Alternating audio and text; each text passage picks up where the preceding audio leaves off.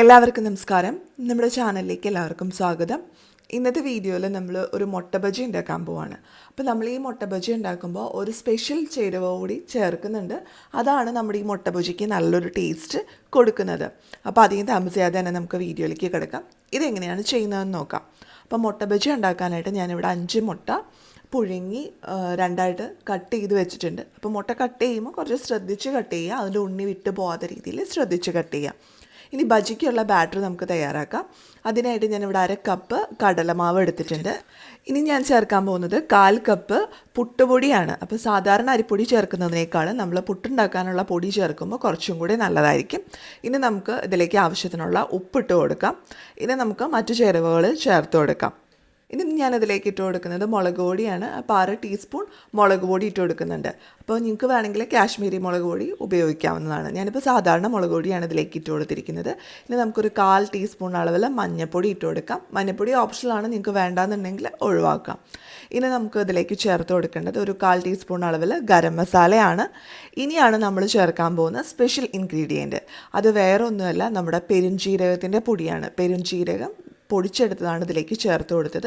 അതൊരു 1/4 ടീസ്പൂണിനടുത്ത് ചേർത്ത് കൊടുത്തിട്ടുണ്ട്. അപ്പോൾ ഈ പെരുംജീരകവും കൂടി ചേർത്ത് കൊടുക്കുമ്പോൾ നമ്മുടെ എഗ് ബജിക്ക് നല്ലൊരു ടേസ്റ്റും ഫ്ലേവറും ഒക്കെ കിട്ടും. അതിന് വേണ്ടിയിട്ടാണ് നമ്മളിത് ചേർത്ത് കൊടുക്കുന്നത്. ഇനി ഇത് നന്നായിട്ടൊന്ന് മിക്സ് ചെയ്യുക. അതിനുശേഷം ഇതിൽ ആവശ്യത്തിന് വെള്ളവും കൂടി ഒഴിച്ച് കുറച്ച് തിക്കായിട്ടുള്ളൊരു ബാറ്റർ നമുക്ക് തയ്യാറാക്കിയെടുക്കാം. അപ്പം ഞാനിപ്പോൾ ഏതാണ്ട് 1 കപ്പ് വെള്ളം ഇതിലേക്ക് ഒഴിച്ചു കൊടുത്തിട്ടുണ്ട്. ഞാനെടുത്ത പൊടി തരി കൂടിയ പൊടിയാണ്, അരിപ്പൊടി.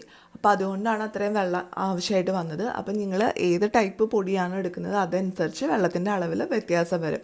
അപ്പോൾ കുറച്ചായിട്ട് വെള്ളം ഒഴിച്ച് കുഴച്ചെടുക്കുക. അപ്പോൾ നമുക്ക് മനസ്സിലാവും എത്രത്തോളം വെള്ളം വേണ്ടി വരും എന്നുള്ളത്. അപ്പോൾ നമ്മുടെ ബാറ്റർ ഇവിടെ തയ്യാറായിട്ടുണ്ട്. ഇനി ഇത് റെസ്റ്റ് ചെയ്യാനൊന്നും വെക്കേണ്ട ആവശ്യമില്ല. നമുക്കിപ്പോൾ തന്നെ ബജി ഉണ്ടാക്കാനായിട്ട് തുടങ്ങാം.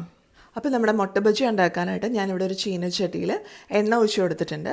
അപ്പോൾ നമ്മുടെ മുട്ട മുങ്ങിക്കിടക്കാൻ ആവശ്യമായിട്ടുള്ള അളവിൽ എണ്ണ ഒഴിച്ച് കൊടുക്കുന്നതാണ് കുറച്ചും കൂടെ നല്ലത്. അപ്പോൾ ഞാനിപ്പോൾ ഇതിൽ ആവശ്യത്തിനുള്ള എണ്ണ ഒഴിച്ച് കൊടുത്തിട്ടുണ്ട്. ഈ എണ്ണ നന്നായി ചൂടായി വരുമ്പോൾ തീ ഒന്ന് പതുക്കെ കുറച്ച് വയ്ക്കുക. സിമ്മിലേക്ക് വെക്കേണ്ട, ഒരു മീഡിയം ഫ്ലെയിമിൽ വെക്കുക.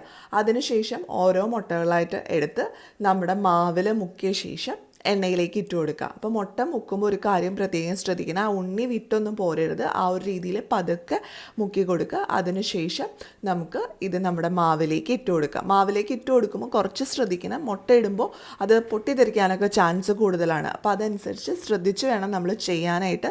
അതുപോലെ തന്നെ നമ്മൾ മുട്ട ഇട്ട് കൊടുത്തു കഴിയുമ്പോൾ അത് തിരിച്ചിടുമ്പോൾ മറിച്ചിടുമ്പോൾ പൊട്ടാനുള്ള ചാൻസ് ഉണ്ട്. അപ്പോൾ നമ്മുടെ കൈയൊന്നും പൊള്ളാതെ ശ്രദ്ധിച്ച് വേണം നമ്മൾ മുട്ട ബജി ഉണ്ടാക്കിയെടുക്കാനായിട്ട്.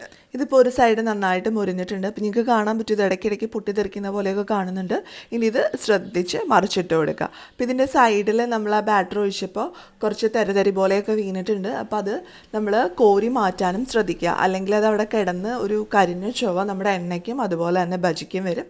അപ്പോൾ അത് കോരി മാറ്റാനായിട്ടും ഇതിൻ്റെ ഇടയിൽ ശ്രദ്ധിക്കുക. അപ്പോൾ ഇതാ നമ്മുടെ ബജി ഇവിടെ റെഡി ആയിട്ടുണ്ട്. നമുക്കിത് എണ്ണയിൽ നിന്ന് കോരി മാറ്റാം.